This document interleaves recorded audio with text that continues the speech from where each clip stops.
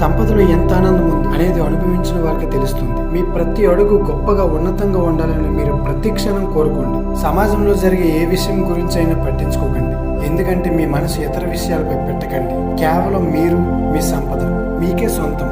డబ్బు సంపదపైనే మీ భావ వ్యక్తీకరణ నిర్మలంగా నిష్కల్మషంగా ఉండాలి. అప్పుడే అది మీ సొంతం అవుతుంది. ధనమాజ్యక కుచ్చధనం మూలం ఇదం జగత్ అంతరం నాభి జనామి నిర్ధన్యస మృతిశ్వాస. వశిష్ఠుడు రాముడితో చెప్పాడు, ఓ రామా, ధనాన్ని సంపాదించాలి, ఎందుకంటే ధనంతోనే లోకమంతా ఉంది. ఈ విషయంలో అంతరామ్యం గమనించాలి. ధనం లేనివాడు మృతులతో సమానం. ఎంత చక్కగా చెప్పారండి. నిజంగా ధనం లేని జీవితాన్ని పొరపాటును కూడా ఊహించుకోకండి. కుబేరుడు ఒకసారి ఊహించినందుకే కుచేలుడిగా జన్మించాడు. అందుకే ఏది ఊహిస్తే అది ప్రకృతి నిజం చేస్తుంది. ఇప్పుడు భాగ్యము సంపద పదాలను చెప్తూ ఉండండి. అద్దం ముందు నిల్చున్నప్పుడు మీ ప్రతిబింబానికి చెప్పండి, I am the rich always. నా దగ్గర చాలా సంపద ఉంది. ఈ ప్రపంచంలోని కుబేరులో నేను ఒక